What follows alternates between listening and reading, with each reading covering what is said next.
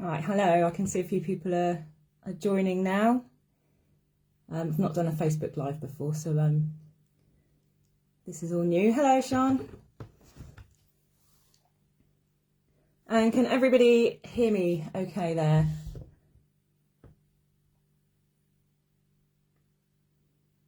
Excellent stuff. Just wait another minute or so and then get started.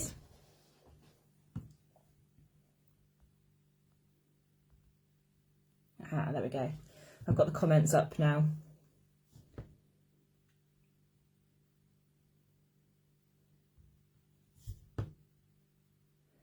Hello, right, okay, so I'll get started then. So today I'm going to be talking a little bit about my career so far. So I started my career in the zoo industry, so I'm going to be talking about how animal training has evolved within the zoo industry, but also how it's evolved within domestics as well, and how my experiences of training exotic zoo animals has kind of helped me along my way with dog training, and sort of inspired my dog training career too. So basically I started my animal training career back in 2008, where I was fortunate enough to get a volunteer position working with the sea lion trainers down at the local zoo. So initially I'd wanted to go to university and study animal behaviour and welfare, and I thought if I had a bit of voluntary work experience then I would be in a better position to get a place at my preferred university. However, a couple of months in, I was offered a paid position working with the sea lions, which was absolutely incredible opportunity. So I didn't necessarily try and get a job as an animal trainer. I just knew I wanted to work with animals and that I was really interested in behaviour. So I kind of fell into the position. I was very fortunate to have been given that chance and opportunity. And whilst I was there, I was just absolutely amazed at what these animals could do, these wild animals, what they had learnt, and how behaviour works, and how you could train them to do things, and how you could train them to cooperate in their own care as well. So yeah, I was absolutely awe-inspired at what these animals could do, and what the trainers could achieve with them as well. So that's where my passion for force-free animal training really kind of started. And it made me think back to when I was much younger. I grew up with dogs, so we always had dogs, Springer Spaniels and Sprollies, Springer Cross Collies. And the way we trained them was with choke collars. And I remember teaching my dog to sit by pushing his bum onto the floor. So we didn't we made them sit, or made them come in close for a heel.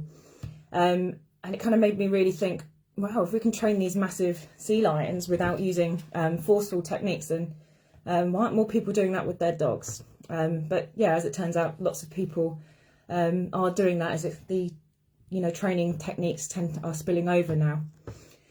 So the sea lions were at the zoo primarily because, well, they make a cracking show, and if you've ever seen a sea lion show, they are very entertaining. And back in the day, they kind of started off being very entertainment based. So they're balancing balls on their noses and doing tricks and things. But as the zoo industry evolved to become more of an education facility, trainers were training behaviours that would help push the zoo's educational message. So the animals were not being treated as like a form of entertainment. They were being treated as ambassadors for their species out there in the wild. So you can use your trained behaviours within the shows to get a conservation message across. So an example of a really cool behaviour that was taught by Nikki, who I believe is watching, was we had a hoop that was made from a bit of hose, and it had some green kind of fishing net attached to it. And that was thrown in the pool, and the sea lion would come in and put their head up through the hoop so it looked like they were entangled in it. It would porpoise around the pool and then come up onto the stage and go very still. And it was a very kind of a strong conservation message for people watching, to kind of highlight the dangers of marine mammal entanglement. So shows became much more educational for people. So we were able to do these shows for education, but because of the training that we were doing with the sea lions, we were quite fortunate on the zoo in that we had a small group of animals compared to other zookeepers who had a primate section with several different species on them. We had our 3 male California sea lions and we had 10 penguins, and that was it that we were responsible for. So we had lots of opportunities for training throughout the day, and a lot of our training was dedicated to cooperative care behaviours. So sea lions were all trained to take voluntary eye drops. They were trained for injections and blood draws, like mock-up x-rays, all sorts of different things that the vet might need to come out for and have a look at them. So they were trained to open their mouths on cue as well, to check their teeth and present various body parts. So the other thing that's really important when managing large animals in a zoo is that you need to be able to move them on and off exhibit. So we have to look after the pools, and it's very important to be able to move your animals when you need to move them. You don't want to be kind of bribing them through, because that just asks for all sorts of troublemaking from sea lions. And they are big, powerful animals, and particularly in the summer season, we had a bachelor group, all boys. And when testosterone levels are running high, things can get a little bit leery around the pool between the animals. So it was really important to be able to manage them and separate animals if we ever needed to. So we put a lot of training into those kind of management techniques. Now you can't force sea lions to do things, you know, like you would with a dog with choke chains or, you know, using equipment. You can't do that with these animals. You have to make your sessions engaging enough that they want to join in voluntarily, otherwise they're just going to disappear off into the pool and they won't come and interact with you. You can't like starve them or keep their food away from them. So marine mammals get their water, not just their nutrients, they get their water from the fish that they eat. So if you withhold part of the diet of these animals because they don't feel like cooperating one day, you're going to end up with a very sick, dehydrated animal. So we had to rely on positive reinforcement based, no aversives, based training with them. But however, a lot of the animals on the zoo were kind of missing out on those benefits. So training had a little bit of some negative connotations associated with it back with other species, so particularly with maybe primate keepers, where training was thought of as tricks. We don't train our animals when we're not training our animals here. It's not natural. Well, arguably the zoo is not a natural environment.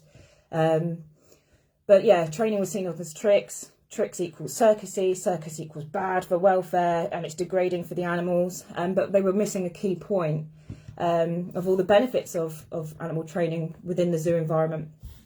So yeah, training those natural behaviours, like I said, improves the zoo's educational messages. So part of the Zoo Licensing Act in the UK, certainly, is you have to be providing an educational message to people, and you have to justify the species you have at the zoo. So you can't just have them there, you know, they have to be providing, there's certain legislation with signage as well. But if you're going to do a demonstration or a show, bird shows, then you need to have some good messages in there as well. So it's not just your parrots back in the day riding little bicycles or pushing shopping trolleys. Now people were training birds for free flight displays, showing them how they manipulate their environment, natural behaviours, and that gave a much better conservation message than showing off just how clever they were. So cooperative behaviours as well, it just reduces so much stress in the animals. So traditionally animals are restrained, physically restrained or chemically restrained. So your big cats, if you needed to check out a big cat, he would have to be darted and you would have to get in there and have a look. Whereas now people were training their animals to come up to fences and show parts of their body that needed inspecting, trained for open mouth, and give them an all-over health check. And this is much less stressful than having to kind of corner animals and kind of force them into these veterinary checks. And it definitely improves healthcare as well. So if you can keep an eye more closely, more regularly, you can pick up on smaller problems with animals before they get so bad. Mental and physical stimulation is a big one. So animals in the zoo are they're having everything provided for them. Same as our dogs, really. We're providing their food for them. we make sure they're not going to get predated on. So they do need something to keep their minds occupied, and training is a great way to do that. So in the wild, animals have this game called survival, and if they don't do too great at that game, there are going to be some really, really bad consequences. So they're either going to starve or they're going to get eaten. So in captivity, we can replace that survival game with these kind of training games. And that helps to keep them mentally stimulated, which in turn helps to reduce stereotypical behaviour, which is kind of that abnormal repetitive behaviour like spraying maybe, that you see in some zoos, or that you used to see a lot, particularly with carnivores, in these kind of old style zoo enclosures as well.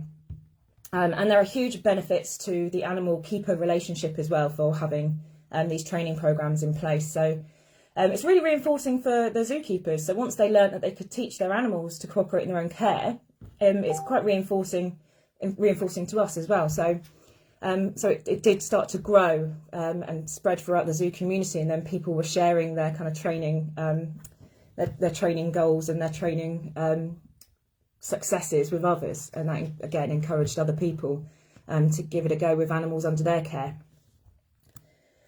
So there was this ripple effect going through. I actually left the sea lion section to set up some animal training programs with different species around the zoo. So we had things like we had a striped skunk, and skunks, obviously their defense mechanism is to spray. And that is a very unpleasant smell, and it's very difficult to get rid of. So when our skunk needed some vaccinations, and it was initially quite a nervous animal as well, so we did some target training with it, and it became a lot more comfortable around people and being handled, so we could check it over really well. But we injection trained it so that when the vets came to do an injection, the animal tolerated that because it was trained using successive approximations. And nobody got sprayed, so that was really good. We picked up on the lion training, and we built upon some stuff that had already been trained with the lions. One of the lions was very afraid to come over, so I had to build like a relationship with him in order for him to come over and take food from me. And that's all done protected contact, so that's all through a fence. The animal's complete choice of being there and engaging with us. And having them up close like that, being able to open their mouths, we can really pick up on any medical issues before they become too bad, and get treatment sorted out quickly. But one of my biggest challenges probably in my zoo career, on my way down to the sea lion section, I would pass a crested porcupine enclosure.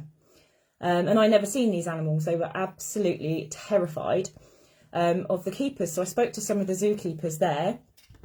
And they told me that there was a lot of stereotyping behaviour, so pacing up and down at the back of the enclosure going on, and that they didn't come out when people were in there, and they were really frightened. So I thought, well, yeah, I think I can apply my training skills that I've learnt through the sea lions to help these animals and improve their welfare here, because I knew the benefits of animal training.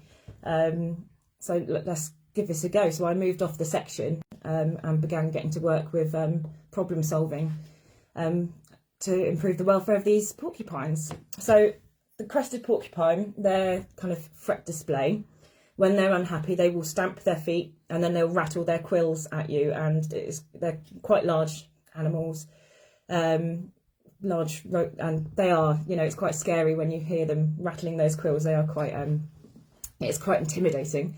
And should they choose to charge at you, you are going to be in an awful lot of pain, and sometimes those quills would need surgically removing. So we wanted to make the animals comfortable enough that they didn't feel the need to resort to those kind of threat displays, or indeed to an attack.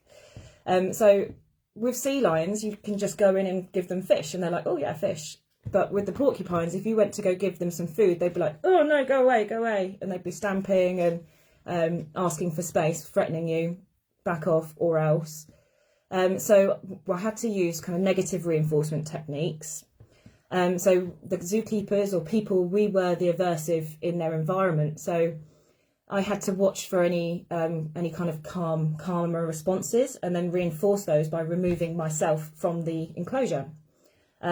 But they just weren't really letting up. There was a lot of stamping and quill shaking. They just were really, even though I was as far away as I possibly could have been, it was really tricky. But I did notice that the animals, obviously a stressed animal is going to be breathing faster than a calm animal. And the good thing about porcupines and their quills is they raise up and down with the breathing rate.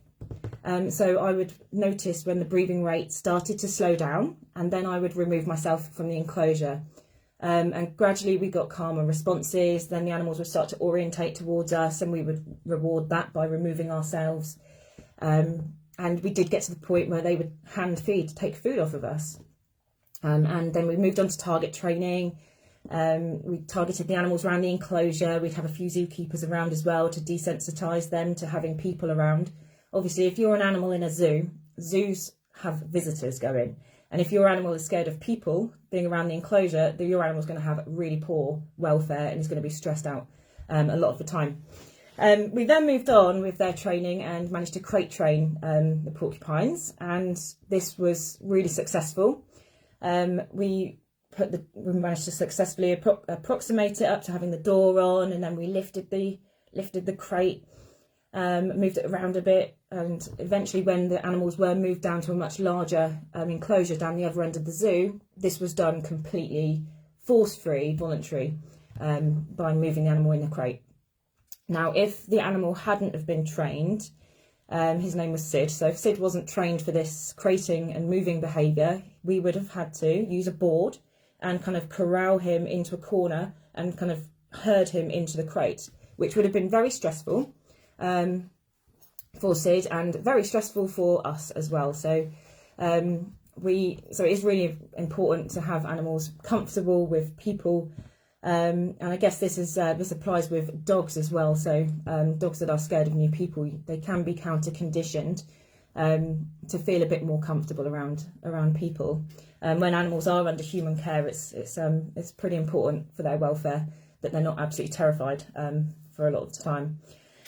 So there was this, during my career, there has been this ripple effect where animal training wasn't just exclusively for your sea lion shows and your birds. Lots of other zookeepers realise, it's not just tricks, you can train some really useful stuff.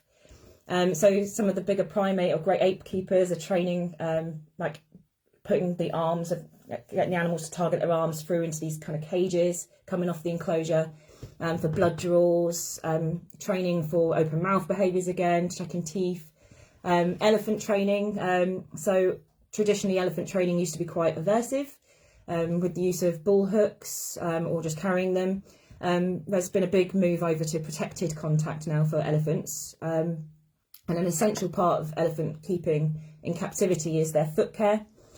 So now people are building these kind of training walls with gaps and doors and latches on them, so that animals are trained to present voluntarily parts of their body to facilitate their care, so they can voluntarily put their foot through. They can present their ears through this flap in the fence for blood draws. And it was much less stressful for the elephants because you're not following them around in there. They can choose to come up to the wall and engage, or they can choose to go off out into their enclosure. So that choice and control from the animal's point of view led to better welfare with the animals. There's some really cool footage on YouTube as well. One of my favourites is there's a hyena that has been trained to hold his neck up to a fence and have a blood draw done out the vein in his neck, and the animal just sat there, waited, and then earned his reinforcer. So if you train these things, approximate them slowly enough, you can make it a lot less stressful for those animals. You're not having to chemically restrain them with sedatives or anaesthesia, or you're not having to physically restrain them either. So it's much less stressful for them, and actually it's a lot less stressful for the people looking after them as well. So yeah, if we can teach wild animals to cooperate in their own care, so if you can teach whales to pee in a cup, if you can teach a hyena to have its blood taken, I've seen tortoise training as well, where they're trained for blood draws. Opening mouth behaviour is really useful. Injection training, all these kind of things are so useful. But yeah, it wasn't really being done regularly with our companion animals. And you know, if you can train and shape all these behaviours using aversive-free, positive reinforcement training techniques, then why were we still using force and punishment with domestic species? So yeah, I'm really passionate about seeing that the force-free animal training message keeps on growing, and the community keeps on growing and growing as well. So that brings me on to my domestic animal, which is my German Shepherd rescue, Bob. Bob, I rehomed him, about 5 years ago. And Bob was actually fostered in the UK from Cyprus with the view to rehome him over here. I met him in the pub, and I then was able to introduce him to my children and have him on a bit of a trial basis to see how that went. And then we adopted Bob into the family. So Bob, I had to train him to walk on a loose lead. So this is what loose lead walking. And the other thing we had with Bob is because he was a street dog, he actually had no recall whatsoever. So we had to teach him his recall. The other issue that Bob had was he was absolutely terrified of the bath. So when he was in the rescue centre over in Cyprus, he had mange, and I'm assuming that the process for treatment is going to be quite painful and include bathing the skin. So he was really terrified of the bath. So I had to take like a systematic counter conditioning approach to teaching Bob to be comfortable in the bath. He wouldn't even go in the bathroom.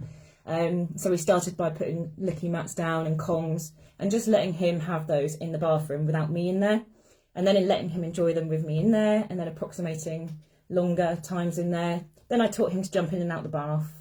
And then it was water on his paw. So really slowly getting him used to that without freaking him out, keeping him calm and comfortable whilst in there. And now I can wash Bob in the bath, shower him, and all I do is I make sure he's got a licky mat with his raw diet on it. So now he's far more comfortable and less stressed in having his baths as well.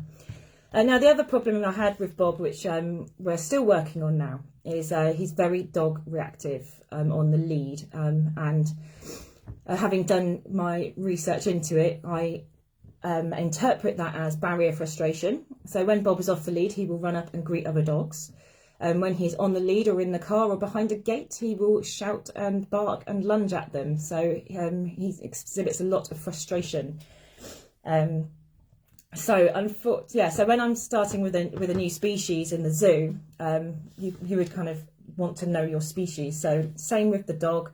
I got to know my species. So I learnt all about dog body language. I realised how little I actually knew about canine body language. Learned all about the calming signals so that I could best help Bob to adapt to life with us. You want to know what your animal's sensory perceptions are. So dogs' smell is a big one. What reinforcers are going to be effective for the species you're working with. So dogs, carnivores. So figuring out what Bob found reinforcing. So access to sniffing things and various different food rewards as well. And the other thing as well is you want to look into, or I would want to look into species appropriate enrichment as well. So I think that's really important for behaviour management in the zoo and out of the zoo as well. So I did experience a massive setback with Bob's training, unfortunately. So back in 2016, which was not long after we got Bob, we did experience as a family quite a big trauma. I lost my husband. So my whole world was kind of turned upside down. I left the zoo and this kind of really messed up my confidence, and dog training was really not my priority at the time. So yeah, looking after the kids was my priority, and we just adapted our dog walks so that we didn't come across too many dogs. So that was kind of put on the back bench for a long time, really. And during that time, kind of developed this kind of fear of failure, like, oh, what if I try and train him, and what if it doesn't work? And then what kind of an animal trainer am I if I try and train my dog to not be reactive and it doesn't work? Ugh. And then you have this kind of shame about having this dog. You know, as a sea lion trainer, I trained a lion, and now I've got this dog that's barking and lunging and acting like a lunatic whenever he sees other dogs. So I think that's given me a lot of kind of sympathy, empathy towards dog owners who have reactive dogs, because you love your dogs, but you get judged a lot. People like give you dirty looks because your dog is being a bit mental, and like it's fine for the little Yorkshire Terriers to be doing it, but I had a German Shepherd and he looked like a savage when he's barking. So experienced a lot of judgment, and then that kind of fueled my fear of failure and kind of self-confidence lacking as well, really. And then I'm sure a lot of you can probably kind of relate to the imposter syndrome as well. So I think that is quite prevalent in our industry.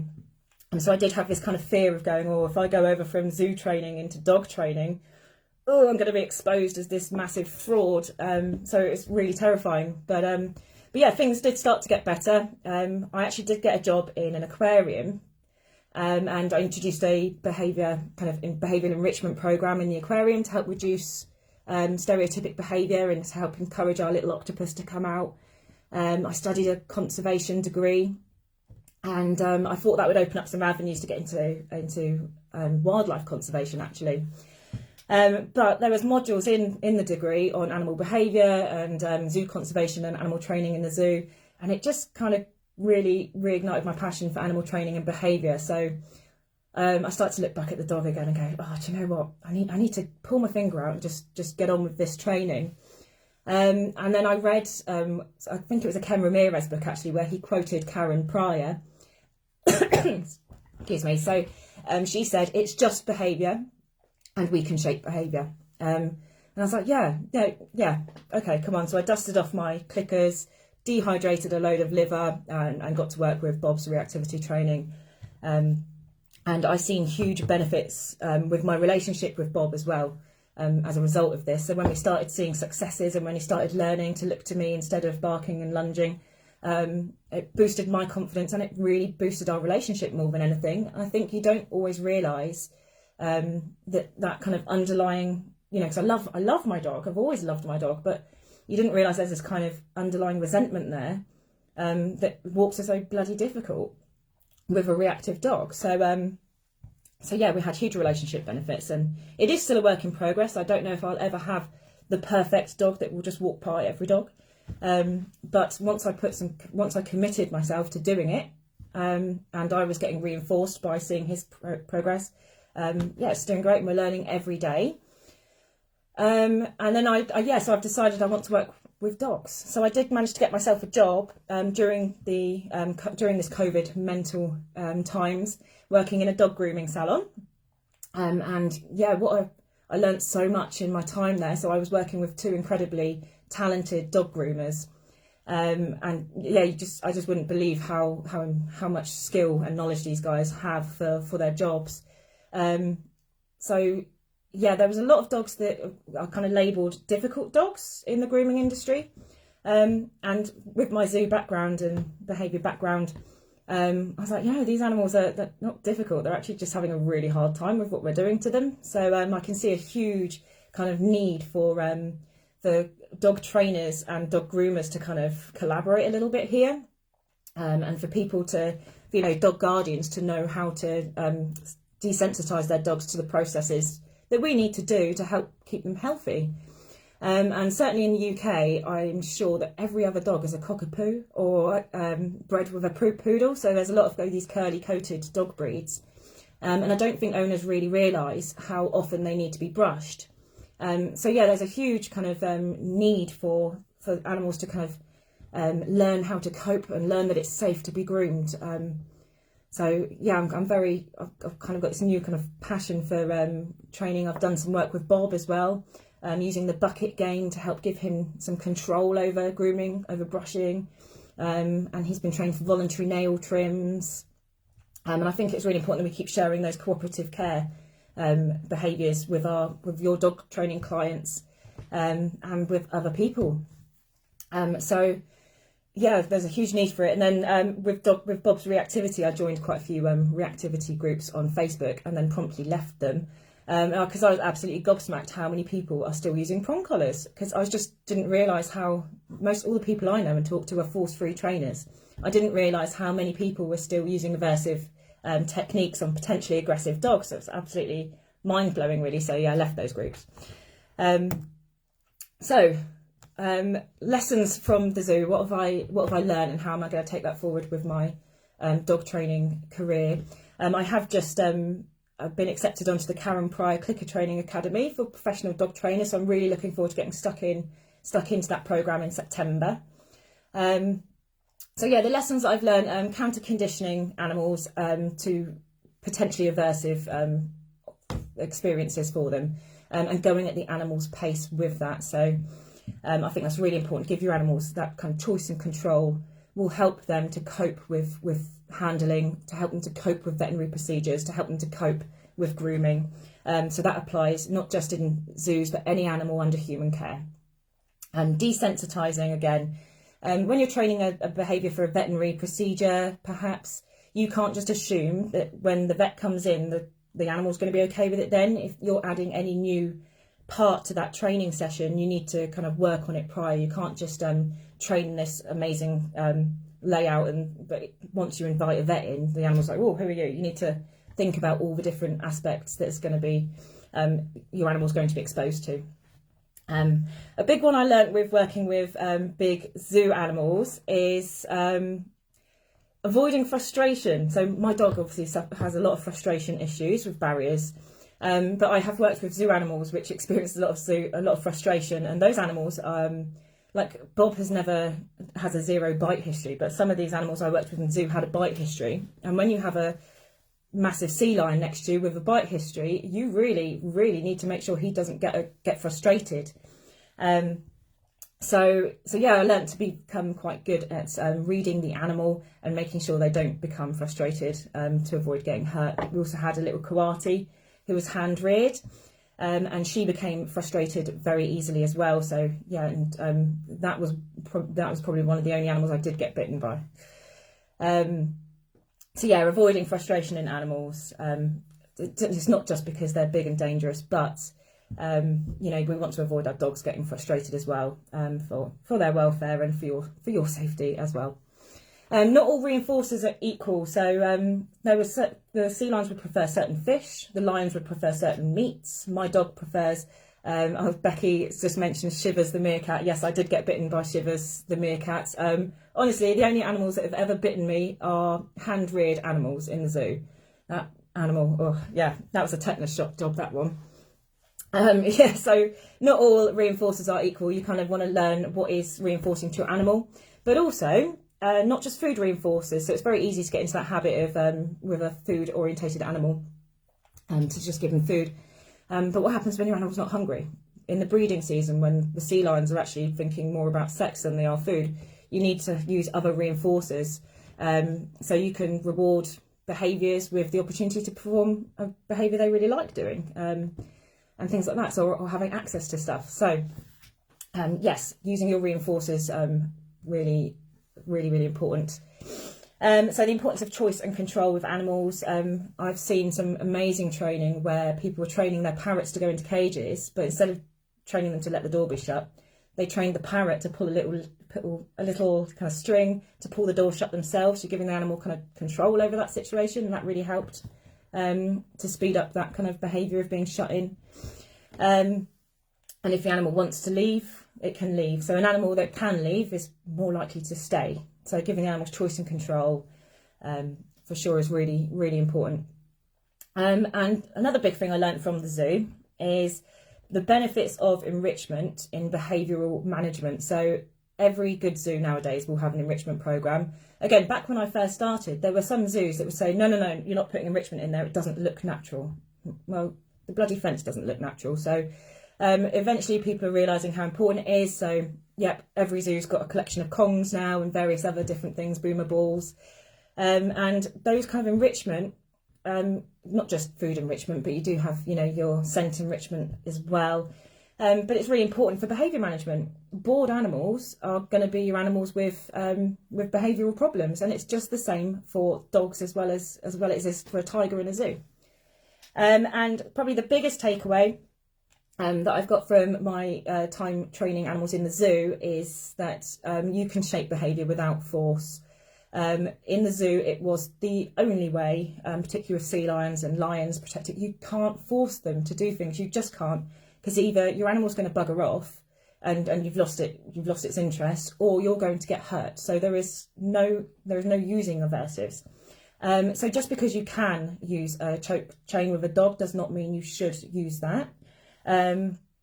So yeah, I think once you've seen how behaviour can be shaped using reinforcers, using markers, you just really see that there is a lot of work still to be done, really, but there is no need to use aversives for training any animal species whatsoever. So yes, those are the lessons that I've learned from zoos. If anyone has got any questions, then feel free to fire away. And thank you very much for listening. I hope it's been enjoyable, and I hope that you've enjoyed hearing a bit about the zoo training. Thank you very much.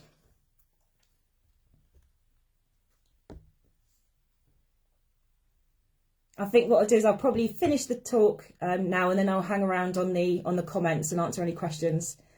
Okay, but thank you very much, everybody. Bye.